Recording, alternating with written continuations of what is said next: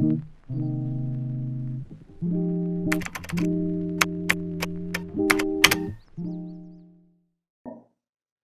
right. So good afternoon, everyone. Welcome to the entertainment panel. We're happy that you joined us today. My name is Karen Spicer, and I will be your moderator today. So I'll just start by introducing myself, and then I'll introduce our wonderful panelists that we have joining us today and who are going to speak about entertainment. So I am a member of Zeta Phi Beta Sorority Incorporated, and I served as the UCSB National Panhellenic President for 2 terms at UC Santa Barbara as well. I graduated in 2006 with a Bachelor's of Law and Society. I'm currently working as a costume coordinator in the costumes department at Warner Brothers on an upcoming TV show called Naomi, which we just found out debuts in January of 22 on the CW. So hopefully you'll check that out. So now, without further ado, I'm excited to introduce you to our first panelist. So Yvonne Mitchell Kalel is an Esquire, and he is a member of Delta Tau Delta. He graduated in 2012 with a Bachelor of Arts in Film and Media Studies and Psychology. Yvonne is an associate attorney at Sing Sing and Traubin LLP in Los Angeles, California. So welcome, Yvonne. So happy to have you. Hi, everybody. Great to be here. Very excited. Our next panelist is Veranda Woodard. Veranda is also a member of Zeta Phi Beta Sorority Incorporated. We were both active in the Untitled Chapter together. Veranda graduated in 2019 with a Bachelor of Arts in Sociology. She is a production staff member for the Tennis Channel and HBO Max. Welcome, Veranda. We're happy to have you join us today. I think you're muted. Hi, everyone. Thank you for having me. Pleasure to be here. Thank you so much for joining us, Veranda. And next we have our panelist, Hadley Rossiter. Hadley is a member of Alpha Tau Omega. He graduated in 2008 with a Bachelor of Arts in Business Economics. Hadley is the Vice President of Ticketing and Premium Sales for the Los Angeles Rams. Welcome, Hadley, and thank you so much for joining us today. Thanks for having me. Okay, and our next panelist is Pavan Zinda. Pavan is a member of Alpha Chi Omega. She graduated in 2017 with a Bachelor of Arts in Political Science. She is the Global Business Visa Associate at Netflix. Welcome, Pavan. Happy to have you join us today. Thanks, Karen. Super excited to be part of this panel with everyone else here. All right, so those are our amazing panelists that we have. I'm so excited. Everybody's so accomplished on this panel. So I'm gonna jump into it. So I'm gonna ask the first question. How did you come into your current role in the entertainment field? I can start off. So I'm originally from Philadelphia. I think pretty much from the start, I knew that I wanted to be in entertainment. I loved movies, loved watching movies, thought I could make movies a lot better. So California was kind of the dream, and UCSB was definitely #1 on my list. So pretty much as soon as I got to UCSB, signed up for all the film classes, started learning, got very into screenwriting, made a few films myself, and kind of realized LA was the place to be for entertainment. So didn't want to be a production assistant per se. So I just went straight to law school, focused on entertainment, copyright, figured, you know, I can represent people like me, artists, entertainers, and, you know, took all the entertainment law courses, made friends along the way. A lot of entertainment is just about, you know, who you know in the industry. And the current job I got because of a friend that I went to law school with. Her husband was a partner at the firm that I'm at currently, and he gave me a call, said they were looking for somebody. I speak Spanish. They have a lot of Latin, stars on the music side. So that's how I was able to get my current job. I can go next. So I guess with coming into my current role, I kind of stumbled into Netflix and the entertainment side of things.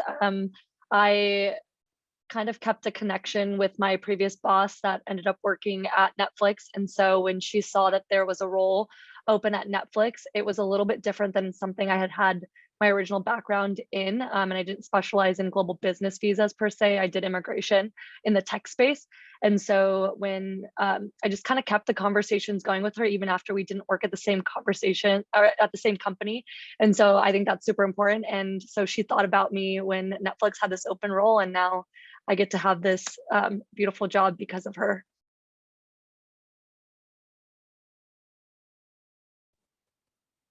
I guess I can go next unless, okay. I stumbled actually into my role because I was set on traveling after graduating 2 years ago. I worked as an intern for KCSB Radio Sports, and I wanted to continue my passion of broadcasting in sports. Thankfully, like as Yvonne had said, networking and entertainment is very key and essential. And I had knew someone at Tennis Channel originally.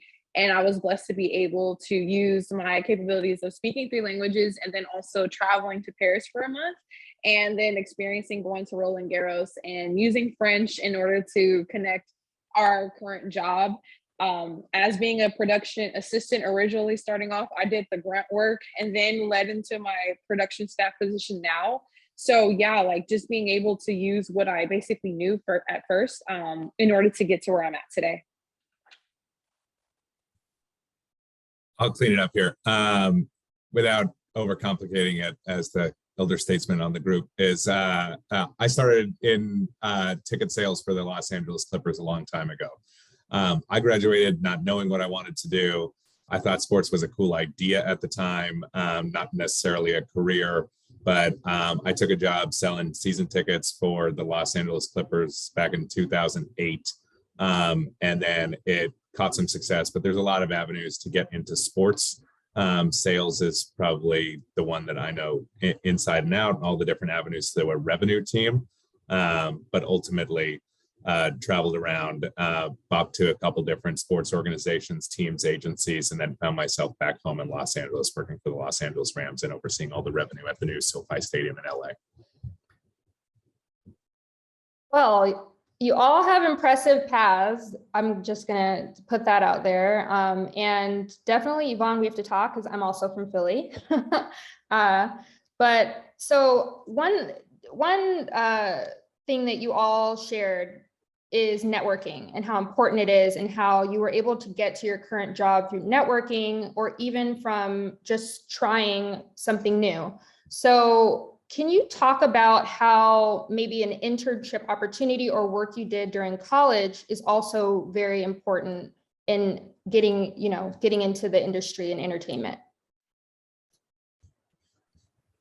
I can go since I'm a recent grad. You're the most recent of all of us. So yeah. So as we had heard our keynote speaker earlier mentioning about like the Arbor, and also I worked at the corner store and the Arbor. So ironically, that was actually how I got started at KCSB Sports outside of being the external vice president for our Black Student Union. I used, believe it or not, the Arbor and the corner store to be able to start my internship, to start my path. So I feel like having on-campus positions and actual on-campus involvement is very essential because it teaches you to start developing relationships with faculty and staff. Believe it or not, like they can remember your face and be like, yeah, you give me coffee every morning.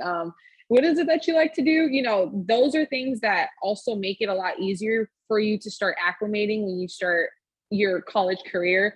Because a lot of your counterparts are going to be a lot older than you. So being able to understand how to navigate those spaces, despite it's kind of like the student and faculty role, but still being able to get adjusted into seeing other people who not quite necessarily look like you is definitely very essential. And then from there, just asking questions, you know, building great relationships, building great foundations with people. Then once they start taking your interest, you know, they might slip you a business card and be like, hey, I had a colleague from a few years ago who they're not quite in this area, but maybe they can help point you to the right direction. I feel like that's a great way to start networking and connecting with people in order to get your internships. Also on campus too. I know UC Santa Barbara has a great way, especially for seniors and juniors, to do the job fairs and community and internship fairs. Take those seriously because you never know who you get to talk to or have like the opportunity to meet. They're meant to help you. They're not meant to be seen as cheesy. Like, actually take them serious because you never know. It starts helping you practice as you're preparing to go ahead and start, you know, becoming a real adult in the real world. And it starts helping you with your internships and also like your interview skills as well. So those are things that like you want to practice, you want to gain the confidence and go ahead and succeed so you can get to where you want to get to in life. Great points. Pavan, do you want to chime in? Yeah, what I can add from my side of things is what I've really learned is nobody knows what you want to do until you talk about it. I think talking about what your motivations are and what fields you want to enter is extremely important. And what it does is sometimes what I've just learned is I tell a lot of people like, hey, like when I originally was going into immigration, I would talk about it. And what that originally did was spark to someone, hey, wait, I think I know someone that's in a field that you're interested in. And then what it does is allow them to connect you to them. And it's simply like that first starting piece is just talking about it with even just your friends. Cause I think sometimes we have so many casual conversations and we forget to talk about like, this is what I want to do next post college. So starting those conversations with your peers, that's where your first like connectors can even start from. And so I think that is just the biggest thing I recommend that individuals do. And then talk about like, hey, like the entertainment field, do you know anyone? And your friends are going to be your biggest connectors right then and there. So. Yeah, I'll just piggyback off of Pavan. I think, you know, using the people around you is really key. I mean, when I was at UCSB, everybody knew that like I wanted to make movies. I was screenwriting. I think I kept a journal when I was at UCSB and it was like 300 pages. I was like, I'm gonna turn this into a TV series, you know. And so people kind of knew what I was about. And I think my first entertainment internship was in Santa Barbara for the Santa Barbara Film Festival, which was an incredible experience. If anybody's interested in film, definitely sign up to be an intern for the Santa Barbara Film Festival. You just get to meet so many people. You get to watch some incredible films. There's always like tons of stars. I think the year that I worked there, there was just, you know, they have special guests and yeah, I would, you know, definitely take advantage of everything, you know, that's in front of you. And yeah. Yeah, I would say as somebody who did 0 internships, kind of zagging on this part is I drove delivery in college. I just tried to make dollars to be able to afford the lifestyle. But ultimately, I would just say, looking back on it, how the proximity of the way that UCSB is set up is really unique, with how you get about 20,000 people in like 1 square mile. So just the amount of connectivity that you can have on campus, you're just never going to have that again in your life, and just the amount of personalities and people that will go on to a diverse set of careers at your disposal. And we can all, especially in like the Greek system, get bogged down in our local network, whether it be in our house or even just like in our house in our particular grade or pledge class or whatever. I look back on it and I was pretty fortunate to just be like uncomfortably social. And I was just friends with way too many other Greek organizations that weren't even mine. But ultimately, there's just never a chance to be able to, and it comes full circle. It's come full circle a couple different times throughout my career on we were at UCSB together, we had 1 interaction or 5 interactions or 10 interactions, and it was somewhat personal at the time that you can hearken back to. And it makes that connection more familiar when you actually need it. Right now, you don't need anything. You just need to create as many connections as humanly possible before you actually ever need it. That way they're genuine. You're finding people that you can just lean on from a personal standpoint before you actually require the help.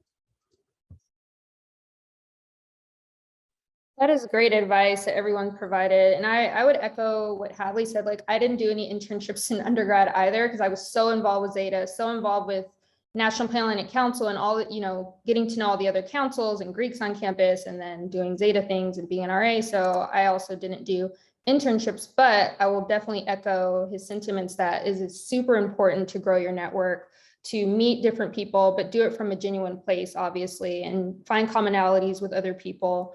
And then 2, to Yvonne's point, people knowing what you're about.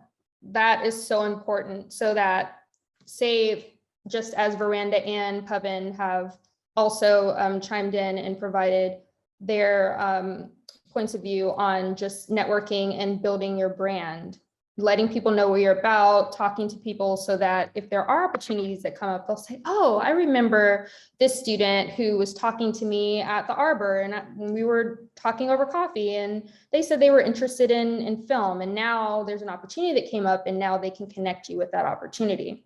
So that just segues into the next question that I wanted to ask the panelists, which is, how do you build your personal brand, and how has your personal brand impacted you in your career thus far? I can start. I think that personal brand is super, super important, because what it allows others to see is what's important to you ultimately. I built my personal brand around being an advocate for immigrants, and that's allowed me a lot more opportunities in spaces to speak on the subject matter a lot more, and other individuals when it comes to immigration issues. I've found that others reach out to me more because they've found that that is a part of my brand identity, and it's what motivates me. I think what motivates you is super important, and that's super important to get out there into the world. I have made sure to put my brand identity on my LinkedIn. Actually, it's one of the first, if you were to go to my LinkedIn, I have a statement that kind of encompasses what I do both on a professional level as well as what personally motivates me, all in one kind of blurb. And I think that that is just really important to get out there and emphasize to individuals, because it also allowed me to kind of put together, like, putting it all in one statement allowed me to kind of concentrate on, like, what is actually my brand. Like, I recommend everyone go through the exercise individually and just try to put a 1 sentence together of, this is who I am, and this is what I want to do. This is where the industry I want to be in, and just make it super succinct into a sentence. It's kind of difficult, but what it does is pushes you to kind of see, like, what is actually important to your brand identity. Absolutely. I can go next. So yeah, I think, well, especially these days, the brand image is probably one of the most important things. When I first started off kind of advising people in entertainment, I was doing it as a manager prior to me getting my law license. And that was kind of like the big thing that I always wanted to tell people. Like, you want to be able to, especially, well, if you're an entertainer or an artist, you want to be able to go to your Instagram and know exactly, like, okay, that's the brand, like, that's right on point. And so you kind of want to do that as well with yourself and your career. So for me, I was always about film. I was always about music, being Hispanic, speak Spanish. And so, on my Instagram, my professional one, I have all of my accomplishments, a lot of things in Spanish. You really want to tailor yourself to, like, the people and the community that you want to be in. And so that was also part of the reason why I got the position that I was in currently too, because, you can just kind of see what the brand is. And if it matches up, people are going to notice that, and they're going to want to be a part of it. So I think the personal brand thing is super important. I would also say, like, for someone who kind of got into the labor force without like a LinkedIn or even existing, is like personal brand to me is really more like, what does your boss or your peers really think of you? So that's going to constantly evolve. It doesn't have to be something public. Your brand will be given to you versus you just making it up. So it's going to be earned through hard work, success, milestones. Your brand is constantly evolving based on others' feedback of you as well, not just what you're putting out there or you want to show. So just always keep that in mind, burn no bridges, do good work, and let other people really shop your mission statement and what you're about, because that's ultimately what we're talking about here.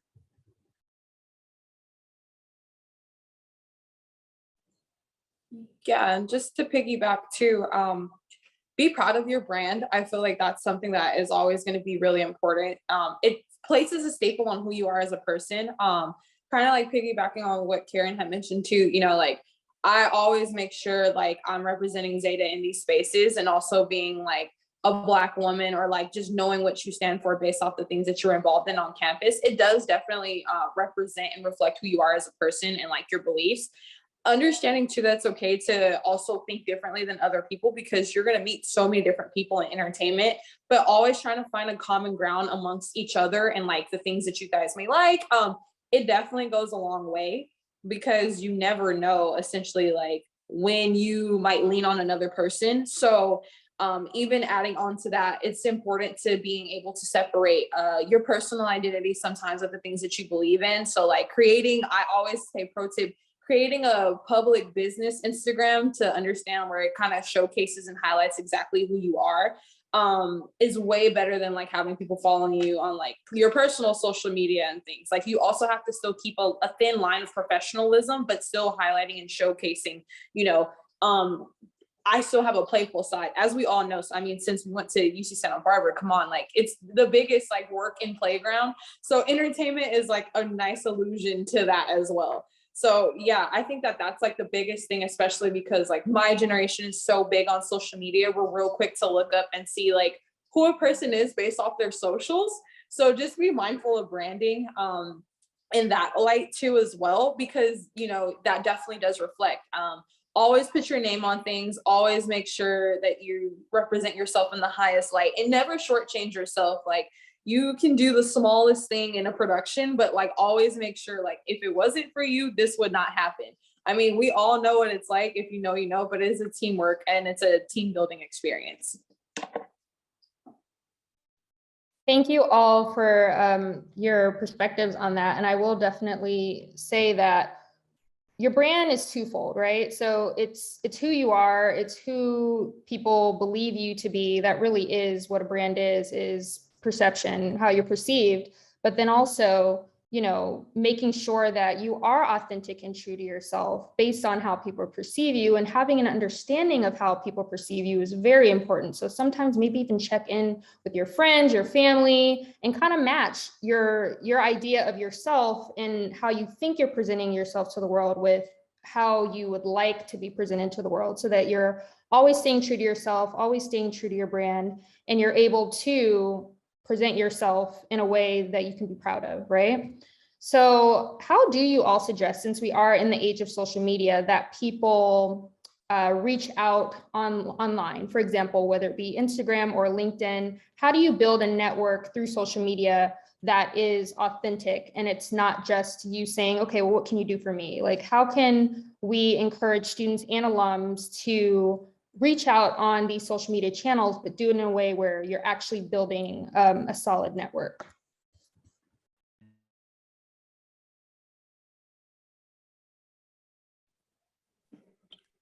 I can kind of start is, look, I run a sales team. I teach reaching out over LinkedIn as a skill set. And ultimately, the biggest thing that I find is the reason why you are reaching out is not just either you need them to buy your product, which would be everybody here is, I need you to help me get this job. But two is that you're coming with the content. If you're trying to take somebody time off of somebody's calendar, here is the reason I'm reaching out. Here's what I would like to discuss. Here's the time that it's going to require, I'm asking for. But it's kind of all encompassing of you're asking for the time. So you have to drive the conversation, not I'm asking for 30 minutes. And then the person you are trying to connect with has to fill the time. So have an agenda, have a purpose, pretend you're running a real meeting, and it'll be a really successful. If it is full of a driven, agenda-based meeting, well, you'll leave the rest of the time for fun interaction. But if it has a real schedule and purpose behind it, it'll be worthwhile for both. Good point, Yeah, Hadley. Thank you for sharing. Yeah, Hadley, I was gonna say, like, I think what's really important with what you said is there's that ask of like the interest side of it and getting to talk to the individual. What's funny is when Karen and I had connected, I had actually gotten a LinkedIn message from an individual where it kind of went straight into, hey, you went to UCSB, I'm looking at a job here, like, can you refer me in? And that was all it was. And there was no additional context into, hey, like, how do you like your experience at Netflix? How, like, can we connect? Can we talk? Can we do this? It was immediately into a favor, which I think maybe the individual thought that because we both went to UCSB, I would be like, you know, do the favor, which I'm always happy to. But I think what was missing in that interaction was that there was no interest in like, well, why do you like Netflix, or how did you get into the field, or do you have any tips for me, or all of that. It immediately went into ask, which sometimes can be a very big turnoff. And so I would recommend for individuals that are looking to connect with people that, you know, that you haven't talked to before. If it's someone you've never reached out to, I would recommend like how Hadley had the approach of setting up a meeting, of going through and like, this is what I would like to talk to you about, and almost staying away. And I don't know if anyone else has recommendations on that part of when the ask should come in. But yeah, I think that that's one of the biggest things to almost stay away from, is just don't go straight into the ask. I agree. I feel like asking immediately definitely is a turnoff, because it's like, I have no grounds to vouch for you. I think that's just the way that I would approach it. The best advice is, if it's time sensitive and you know it's not someone that you don't know, I wouldn't recommend 100% just going for it all the time. It's a slight risk because there's some people who are understanding, but at the same time, you have to realize like we're all human, you know, like we all have things that go on in our life. So if it's a time sensitive matter because you're in a crunch, just the best way to kind of go about it is just like trying to make sure that you can have like how Hadley said, like basing the network of that connection and like setting that meeting up, because it bridges that awkwardness in order for you to kind of start asking. And there's ways that you can ask like without it sounding like you're asking for something, you know, just be like, hey, I wonder if you think I would be a great fit for this. Let me know your thoughts, or like, let me know which ways I can start getting some type of involvement with this. Or what did you do if you were in my shoes? Like, how should I approach someone about asking? I think those are like great ways for them to kind of open up the idea of just like, you know what, maybe I can see what I can do.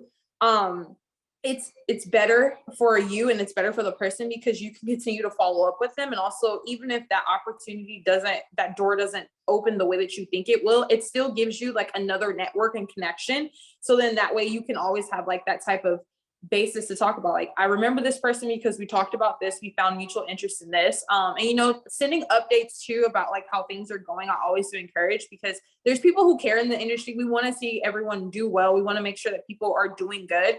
And it also shows like your relationship isn't just necessarily a working relationship. You know, it means that you actually do care and you do took interest and you valued the time that was being given. Thank you for all of your responses, everyone. So I'm just going to ask like one last question, and then we have a question from a student as well. So what have you learned since graduating that you wish you would have known when you were a student at UCSB? What's something that, just one thing that you wish that you would have known when you were a student that you have learned since graduating?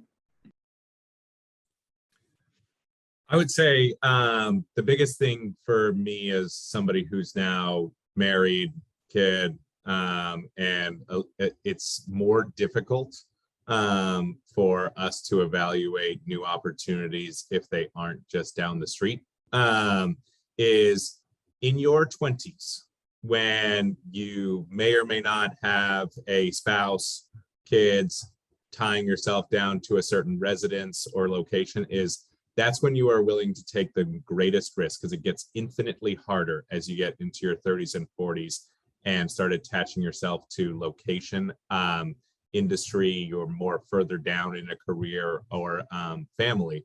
Is in your 20s, be willing to take risk. I didn't want to leave California or major cities like Los Angeles or San Francisco until it was, I wish I would have done it sooner. And then I bopped around the country and was fortunate to make my way back.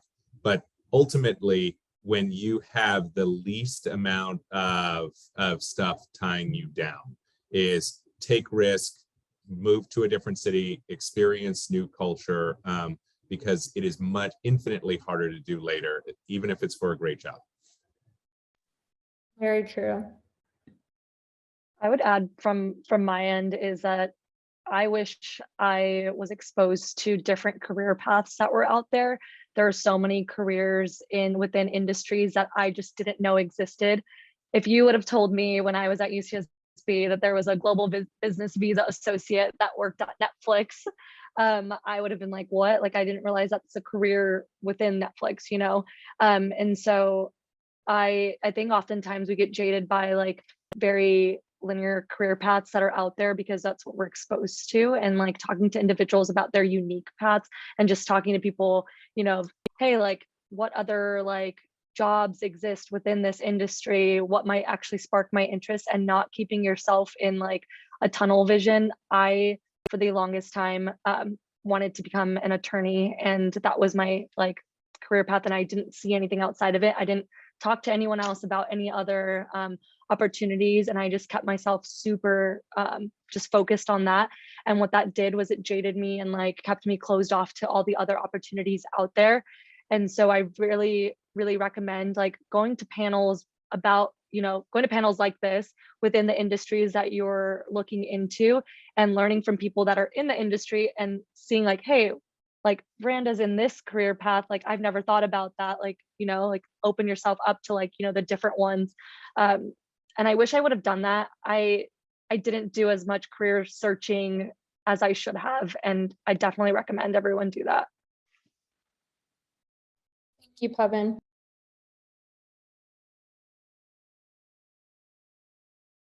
All right, so I'm going to pose this question, and this is coming from a student. This is going to be our last question because our panel is wrapping up.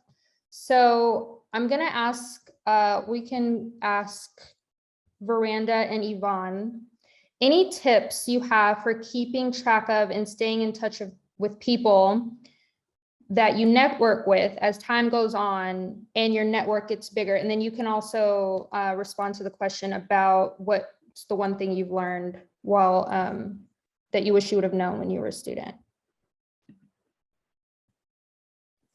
I'll start. These are really good questions. So the one thing I wish I had known a little bit, I mean, I think when I got to UCSB, I had a very clear idea of what I wanted to do. I was like a man on a mission and nobody was going to stop me. And I think I did a really good job of trying to stay in the moment and enjoying, you know, my youth, I guess. And kind of like Hadley was saying, you know, you're young, you know, if you're a student, you pretty much have the world in front of you. And so really take the time and figure out what it is that you want to do, and really take that time for yourself. Because if you're just kind of following what everybody else is doing, or you know, you don't really have an idea, then like I feel like you need that time for yourself to really figure out what it is you want to do. And if that's, you know, if that's the position that you're in, you don't know what you want to do, that's completely fine. You're 18, 19, 20 years old. Take the time, you know, you don't need to be on anybody else's schedule other than your own.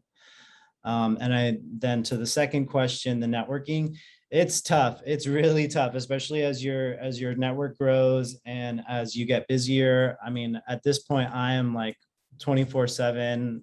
I'm always getting emails on my phone. I have issues that I got to deal with. So it's definitely really important to just stay close to your friends and stay close to the people that are helping you and rooting for you. And at this point, it's just, even if it's just like a small little, comment here on LinkedIn or, a story reply on Instagram, like, and just sharing what's going on with your life too. I've noticed that, like, if I'm silent, people start hitting me up like, hey, are you okay? Like, yeah, everything's fine. So, just trying to, I mean, you got to just do the best you can, really. I mean, for me, I'm just trying to do the best I can, but it's definitely something really important.